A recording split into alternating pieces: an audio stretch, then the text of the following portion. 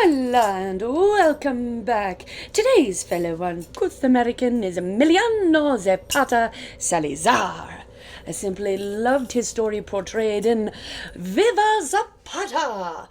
Yes, 'tis an older movie from 1952, but it's adorable, darling. And for today's vid, the sources are taken from the websites of Latin Life Denver and Britannica. Now, on to today's uncouth American story. Emiliano Zapata was a native and European mixed blood from a poorer family of, forgive me if I say this wrong, por favor, Anacuilico, Mexico. He was born 9 of 10 children. August 8th, 1879. His father, Mesito, trained and sold horses until Zapata was orphaned by 17. Borderline an adult even for today, but all right. Now, my main source did say, like in Britannica, it said that he was left to watch over his siblings. Unless they meant that all of his siblings were unmarried sisters, I don't really see how Zapata looked after 8 older siblings when he was already 17. I mean, you're kind of a man back then at 15. Just throwing that out there. Moving on. In 1897, Zapata was arrested for being a part of a revolt against the Hacienda rulers called Hacendados. Forgive me if I'm mispronouncing this at all. Let me know in the comments. Do not forget to like, share, subscribe while you're at it. Keep it respectful. A hacienda, now imagine a plantation meets a compound. And for this area, they mostly grew sugarcane. But for this era, it was the native landowners becoming the workers for practically legalized slavery. Their land would get appropriated by the fat cats and higher-ups, either from across the sea or right there in their own country from the upper class born. Zapata was later pardoned and drafted into the army. After 6 months, he was discharged to a landowner, and he became their new horse trainer from there. What a way to say he was given an ultimatum of either death or servitude slavery. I mean, but hey, moving on. By 1909, the village people appointed Zapata this kind of leader and spokesman against the ever-rising hacendados. It was getting rampant.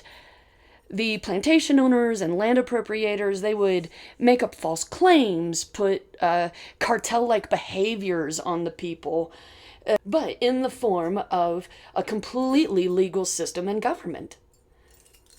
Due to this, they would not hear anything that Zapata or the people had to say when they raised their voices peacefully against the unfairness. Then it got gritty from there on both sides. In 1910, the Liberation Army of the South broke out into full-on revolution against the 30-year dictator José de la Cruz Porfirio Diaz Forgive me, it's a mouthful. Led by Zapata and a few others, such as Ignacio de la Torre y Mayer, the husband of Diaz's daughter, Amanda, whom once said she found in a compromising position with Zapata. Yes, there is speculation that Zapata was bisexual and found with Mayer as lovers. And at one point, Mayer gets kidnapped, and then he goes after him. I could not fully find the story on that, not detailed anyway.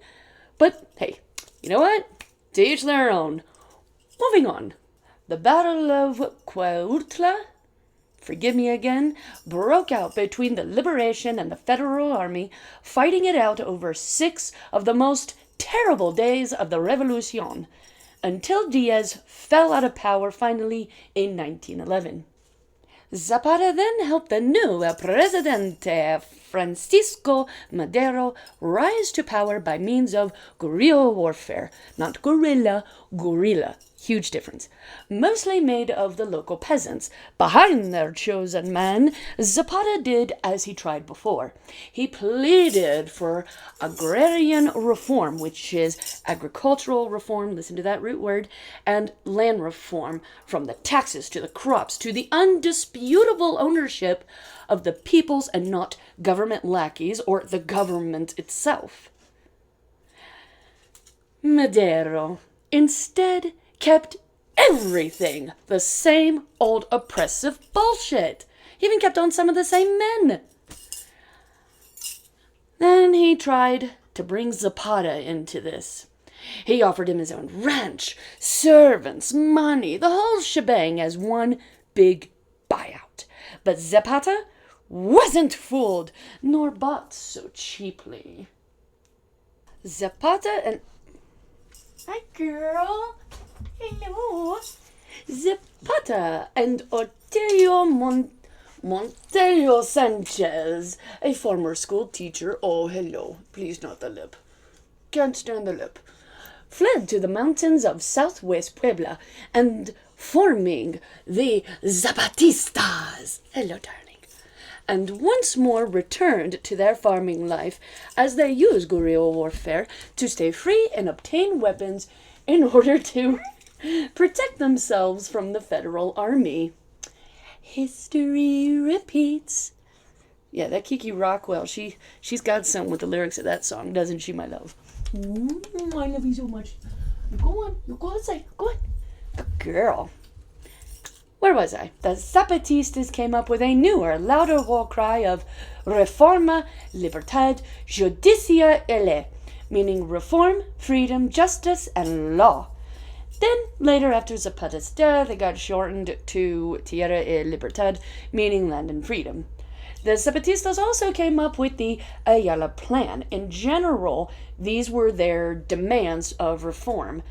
It was the distribution of a third of the land to go back to the peoples and fill in a lot of these gaps of modern laws that came from these dictators and presidents and democratic governments.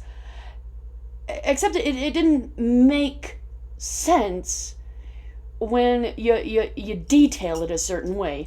And now I quote, "Freedom of the press for those who cannot read, free elections for those who don't know the candidates, proper legal for those who have anything to do with an attorney." That is, if they even knew what an attorney was. Not calling anyone stupid back then, I'm just saying that wasn't a common job. That wasn't a normal trade back then. It wasn't. Back to the quote. All those democratic principles, all those great words that gave such joy to our fathers and grandfathers have lost their magic for the people. With or without election, with or without effective law, with the Porfirian dictatorship, or with Madero's democracy, with a controlled or free press, its fate will remain the same. And I believe that this quote means that no matter what kind of government a country has, it comes down to the individuals running that government. And most of the time, as human nature happens, it's selfish with favoritism. Madero basically said, fuck that, scorch the earth policy and burn, baby, burn. That's when me just went around destroying everything, mostly via fire. Finally, by February 1913, Madero was assassinated, and Victoriano Huerta, became the new El Presidente. But that didn't last very long when the Constitutionalist Party, led by Venustiano Carranza, formed and threw Huerta out. Zapata did not accept this and continued his revolution campaigning. Carranza sent his own man, General Pablo Gonzalez. Okay, I'm gonna take a minute. I just love these names that make you want to just. Oh, I love it. Okay, I'm sorry. I got it out of my system. We're good. I had to. 'Twas possessed I was. All right. Whew. And through the general's subordinate, Jesus Guajardo, they tricked Zapata into a meeting at the hacienda of Senamaca in Morelos. Jesus said, yeah, man, I would love to switch sides. I got tons of information. Let's go meet here. Be all right. Just us. April 10th, 1919. Zapata rode his horse into town, just to find himself silently surrounded by the Carrancista soldiers. They opened fire on this one man. His horse was wounded and left Zapata in the dust. And now I have hat hair. Zapata's body was placed on a mule and then sent to Cuautla for reassured identification. A Zapatista confirmed it with this quote: "The wings of our hearts fell." Oh, what scrumptious wording. I love that. And thus is the end of another hero. And with that, I'm done. As always, please forgive me if I mispronounced anything, got any information backwards. I do try to keep this short and to the big points. Big points. You all know how this works by now. Salud to Mexican Revolución. Mejor de paz que vivir arrodillado. Meaning, better to die on your feet than to live a lifetime on your knees.